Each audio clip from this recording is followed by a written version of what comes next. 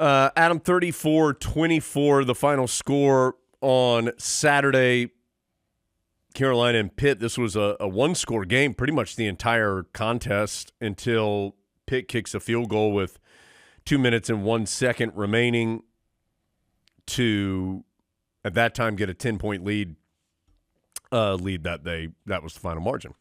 This game was tied at 24 late in the third quarter after Carolina scored a touchdown, Jacoby Criswell to John Copenhaver for the score.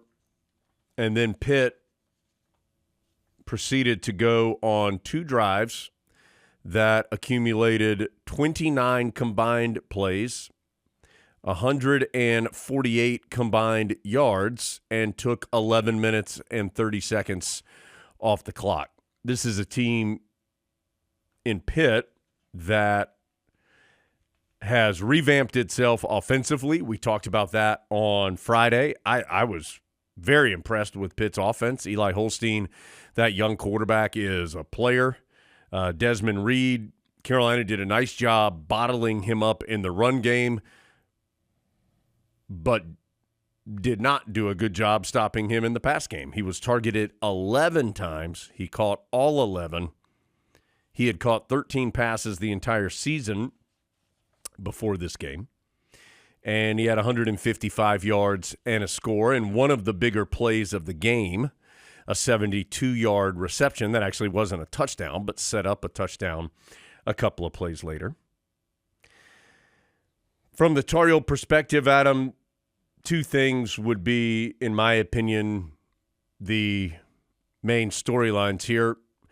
One is how aggressive Carolina was offensively. They went for it on fourth down 6 times in this game. They had gone for it 5 times the entire season. Mac Brown said both afterwards and again on Monday, Chip Lindsey, the offensive coordinator, echoed these thoughts that was a plan of Carolina's going into this game. The Tar Heels felt like they would need to be aggressive offensively in this game. They felt like they would need points. Obviously, you need points, but they felt like Pitt's offense was of such quality that it was likely to score some, and that Carolina needed to score to keep up with it. And so that they wanted to be aggressive in this game. They only converted 2 of the 6. 2 of the 4 times they did not convert were inside the Pitt 10-yard line. So impactful failures for Carolina's offense on those plays. Carolina had been in the red zone 17 of 18 on the season as far as points scored. They went 3 of 5 in this game due to those 2 turnovers on downs. The other part of the other storyline, Adam, was the explosive plays allowed. I believe it was 8 plays of 20 yards or more that Pitt had in this game. Mac Brown and Jeff Collins on Monday both talked about the high quality of defense they felt Carolina played on whatever the other number of plays was, 62, 65, something like that. But that the 8 plays were the difference, and they were correct. There was a 46-yarder in there.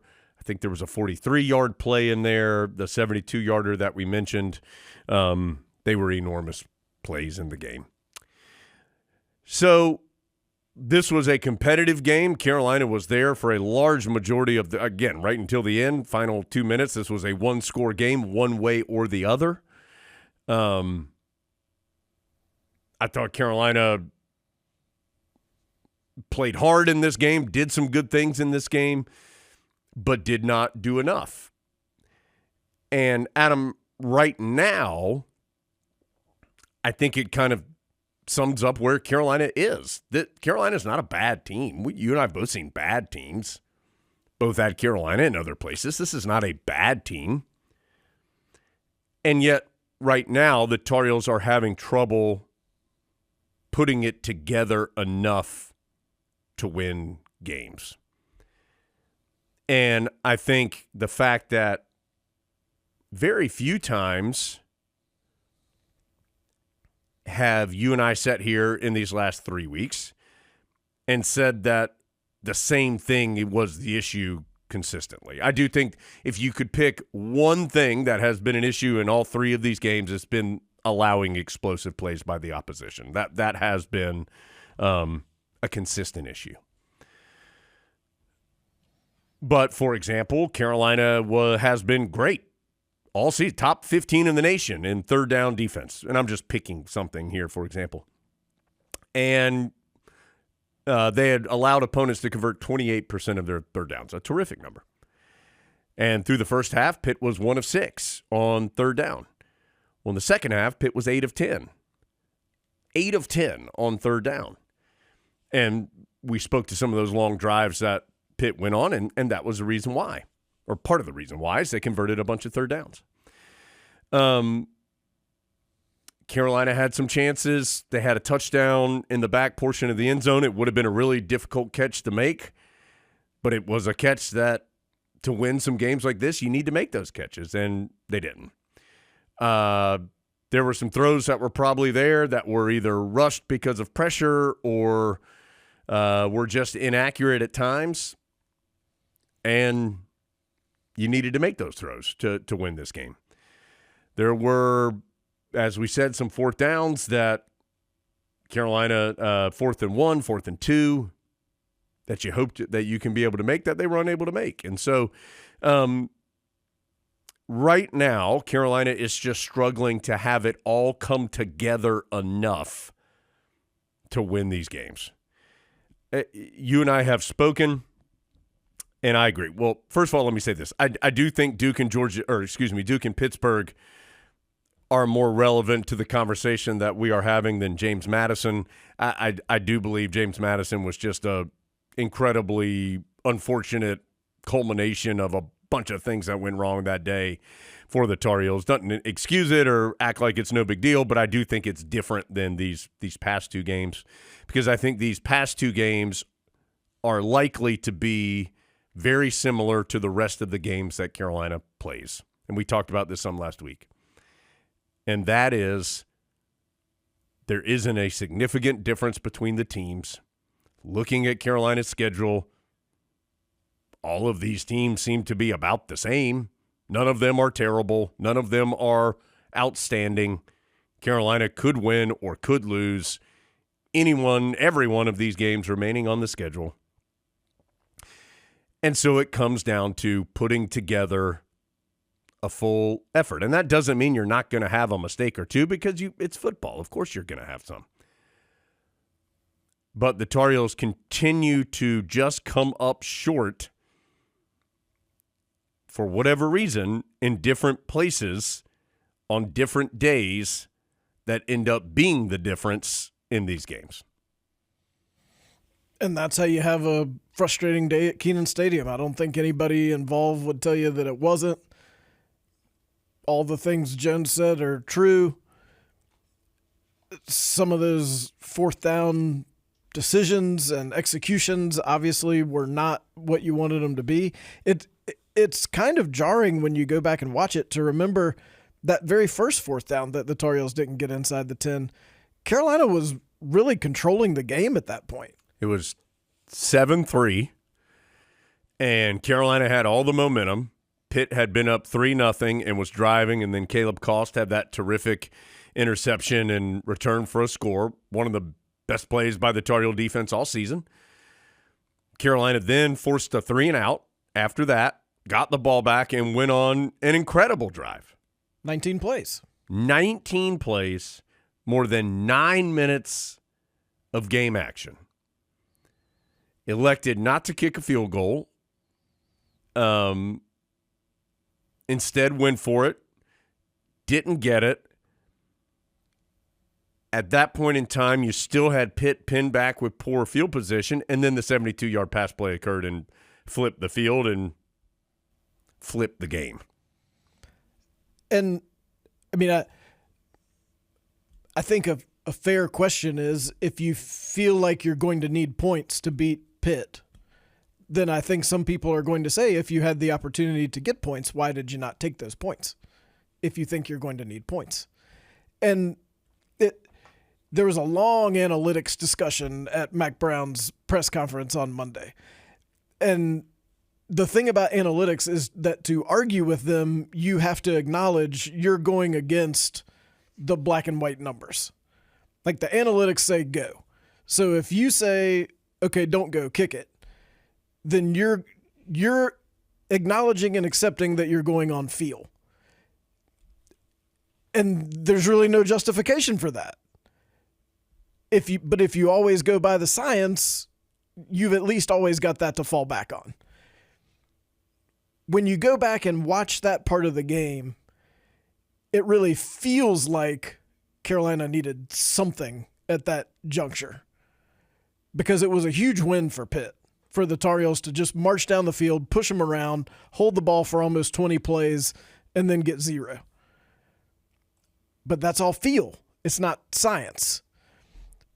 So it's a really tough balance there between, do you just look in the book and it says go and you go? Or do you look in the book and it says go? And Mac Brown did say he gets advice on what the book says and then he decides. It's not automatically book says go, we go. Book says kick, we kick. That's part of what he weighs in making the decision.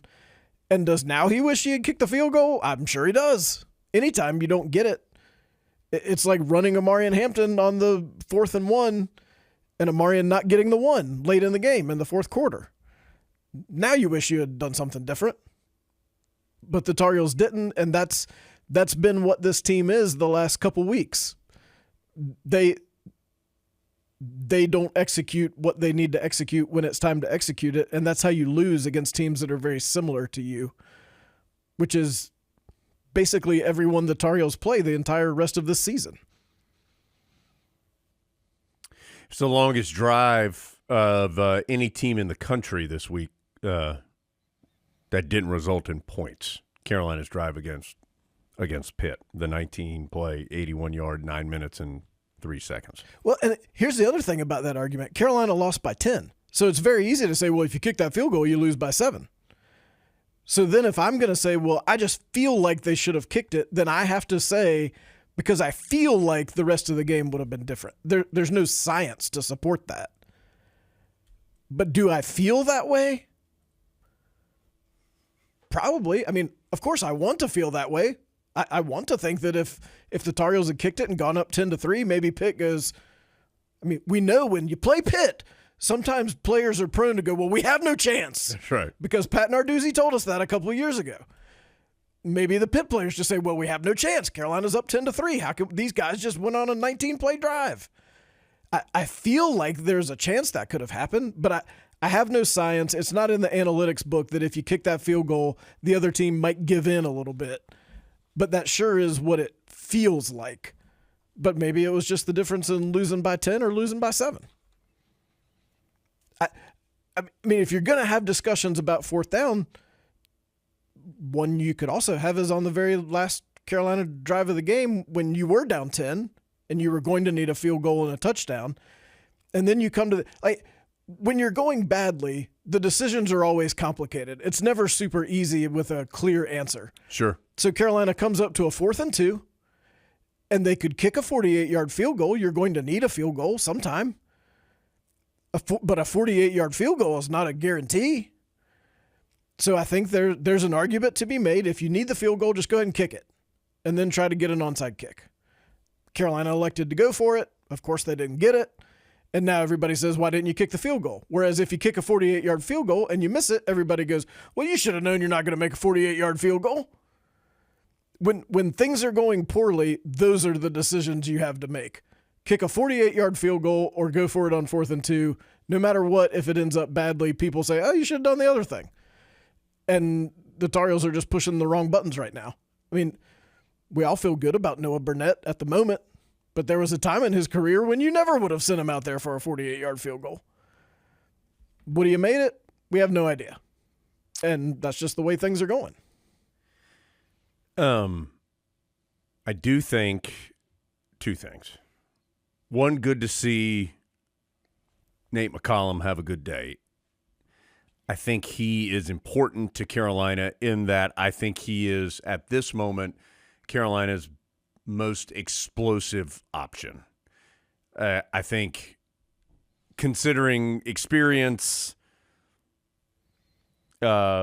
skill, all of it, I think he is the one who gives you the best chance right now to turn a 7-yard play into a 70-yard play.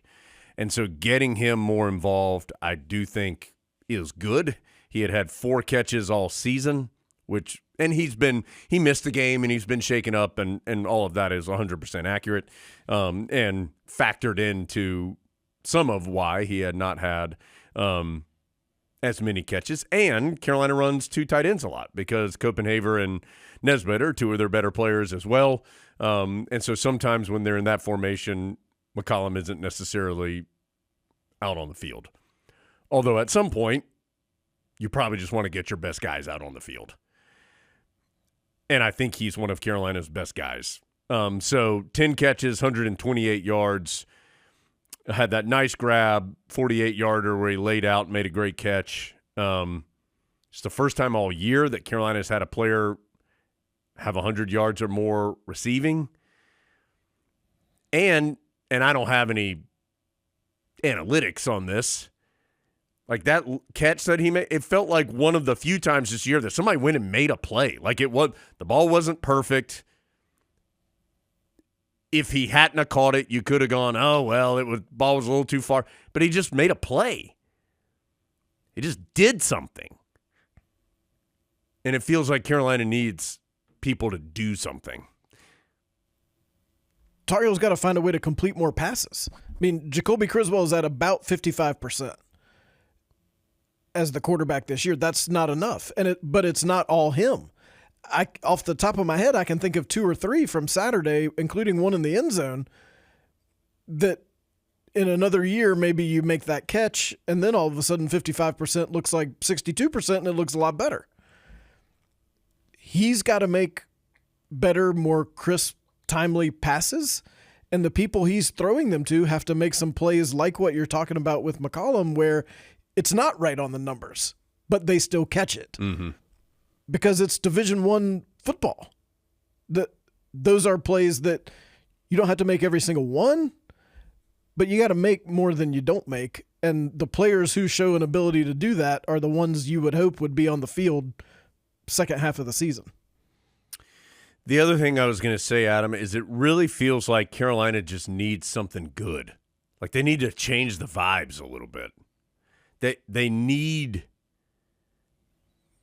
I mean, they need a game where it all goes right. They need a game where something spectacular happens, and they need something. They need something to shake it up a little bit. They need something to jumpstart them a little bit. And somebody asked a question in Mac Brown's press conference on Monday about the 1995 season. I hadn't really. It's wild to think about that. That was 30 years ago almost. But that was a year that was similar to this year, at least in how it started. Kind of middling, some wins, some losses, some frustration. And then Carolina ended up kind of putting together a really quality back half of the season. Carolina can put together a quality back half of the season. It is 100% possible. But it feels like they just need. And I don't remember if it happened in that particular year. Maybe you do. If there was like a game or something that kind of just got it going. Feels like Carolina needs something to get it going a little bit. Well, and I thought that was going to be Caleb Koss' interception return for a touchdown. That felt like that kind of play because he made a great play just to get the interception. Broke on the ball. It looked like he had seen it on film. He knew exactly what was going to happen. It helped that the quarterback stared the guy down, and Caleb Koss got right in front of him, picked it off, but then didn't just pick it off, took it all the way back, eludes the one Pitt defender, or at that point he was a defender who had a chance to get him, and scores a touchdown, and you think, finally something good has happened. It turned out not to be that way. I mean, the tricky part about that 95 season is I think of the 95 season as being the catalyst for the change that led to 96 and 97. Like that was the year Mac Brown said, we can't play this way anymore. We can't keep trying to outscore people. Let's fundamentally change the type of defense we're playing, which then 96, 97, great teams. Greg Ellis isn't walking through that door, though. Yeah, it helped. Yeah, it helped to have Greg Ellis and Dre Bly and Brian Simmons and Bonnie Holiday and Ebenezer Ekubon. Some good players. Robert Williams. It's a lot easier to say, K. Mays. Let's fundamentally change how we're going to play defense with these NFL players. While we are 10 of our 11 starters will be NFL players on defense. So some differences there. But that was a great poll to even come up with that question. Like, think about 95. That whole Monday press conference was like a long remember those guys. Yeah, it was. So, but I do think you're right. I mean, don't you feel like they need something, like a spark? Yeah, and we'll talk about this later in the week, but Georgia Tech seems to present a lot of problems that have given the Tar Heels problems.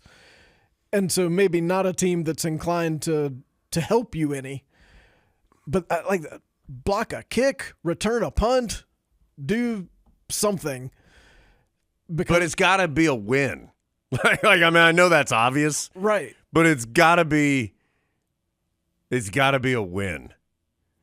It's hard to and Mac Brown, he talked a little bit about it in his press conference on Monday about how early in his tenure, we're talking a long time ago now, in his first tenure, 35 years ago, of like having these small victories as he was building in those really poor seasons. And again, this is not like, trust me, this team and those teams are not the same. Those were teams that were in difficult shape. I don't think the small victories, and I understand what he's saying. Like, the small victories do matter when you're building. But right now, Carolina needs a victory and needs something to jumpstart what's happening. Well, that was in year 1, 2, and to a certain extent, 3. Right. This is 6, which is what the difference is. Yeah. But I think you're falling into exactly what we talked about at the beginning of the year, where all these teams are very similar. So a couple things go poorly, and you could lose to all these teams. Oh, yeah. You could also beat all these teams. Like, Pitt's undefeated, but I didn't walk out of there going, well, no way anybody's ever beating Pitt. No, they've got some defensive issues, and the way they play on offense hurts their defense. I said this on the air. They remind me very much of Carolina from the last couple years. Terrific offense. I think how fast they move does hurt their defense some. But I mean, credit to them for then being able to go on those drives that they went on at the end of the game, because that was part of why they won, is that Carolina didn't get the ball back. And so, yeah, I agree with you. I do think Pitt's good. Like, I think Pitt is better than people thought they were going to be. I think that's obvious. No one knew that their quarterback was going to be, but he's like legitimately really good, I think. Made some big throws. I think their scheme is good. At some point, you're probably going to face somebody who doesn't let you throw it to your running back 11 times in the game. So, but very impressive win from them. I think they're in the top third of the league right now. I'm going to be honest. I thought Miami had lost. I had fallen asleep with that OTTTOGO song in my head on Saturday night. But Miami somehow came back in. You know what's so funny, Adam? Actually, when Cal was up, this honestly went through my mind. When Cal was up enormous at some point, I thought, I remember that Zero Dark Thursday. Was Miami Zero Dark Thursday or Florida State? Doesn't matter. There was a Thursday game against Miami where Carolina had the game in the bag at about the same amount of time. Then Miami hit like a 97-yard pass play and flipped the game and came back and won it. And I remember thinking, because Miami went on a long drive quickly, not 97 yards in one play, and just to keep touch. And I thought, as I was drifting off to sleep there on the couch, be careful, Cal. Be careful. And I'll be darned if Miami didn't come back and win it. So, Miami, Clemson, Pitt. I don't think Pitt's as good as Miami and Clemson, but I think they certainly have put themselves in that conversation. Pony Bros continue to make it happen. That nice win for them against Louisville. It's a good win. Who did Pony do? The Pony Bros play Miami? Did they play each other? I don't know, but what a showdown that'll be. I hope it's in Fort Worth, and I hope Dallas, and I hope game day goes there, because we might need to go to game day for that. Hold on, just wait, Adam. I'm trying to get there here. Let's look at the schedule here. Pony Bros, next couple games for them. Well, okay, yes, okay, Pony Bros, your website not as awesome as your nickname. They do play. They don't play Clemson or Miami, but they do play Pitt. At Stanford, at Duke, Pitt, BC, at Virginia, who's also good or has a good record, and Cal. And honestly, Adam, it feels like the league. Some of the teams that have been at the bottom of the league the last couple of years, Pitt, Virginia, they're now having some better years. I mean, we're kind of cycling through here, right? And then some of the teams, Virginia Tech, Carolina, some of the teams that maybe have been at the top, or NC State at the top portion, are struggling some a little bit. Although I guess Virginia Tech just went and beat Stanford, so a nice win for them on a long road trip. But right now it looks like Miami and Clemson in the ACC with some other teams sniffing around.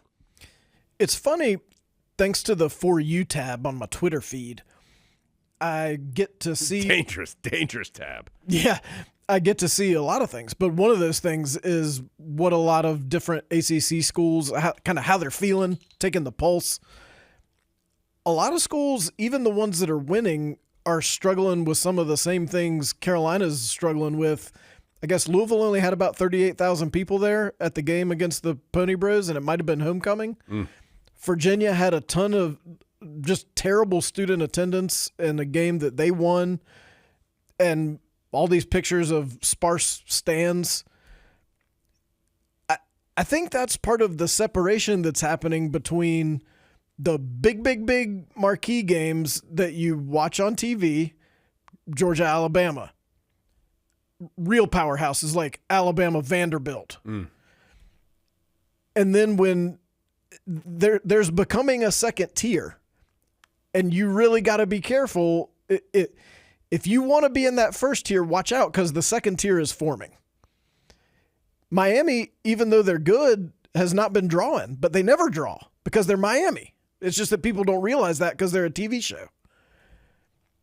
So, I mean, there's Clemson, who you can absolutely rely on. They're in a different category football-wise. Florida State likes to say that they are, but it doesn't look that way based on the record. But then everybody else, even the teams that are winning, is having trouble getting people to buy in at a level that suggests they're playing the same game. And that's kind of where college sports is headed. I know there's an actual song, but that OTTTOGO song's a banger.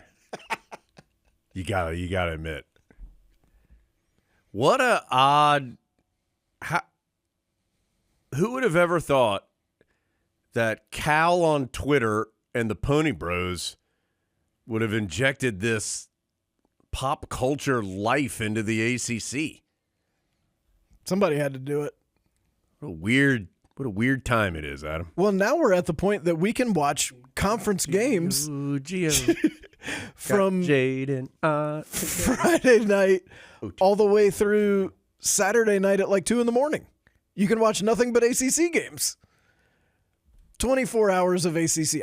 ACC marketing, I'll give you that one for free. 24 hours of ACC conference games. Why not? Start one at 9 a.m. on Saturday. Let's just do it. Let's just do it. You might as well try it. Breakfast with the ACC. Every ACC game in a different time slot for 24 hours. Why not? Now, do I know the Tar Heels are going to get the 3 a.m. slot? Yeah, probably. That's fine. Let's do it. We'll play the Pony Bros. Pony Bros probably going to be under the lights in prime time, though.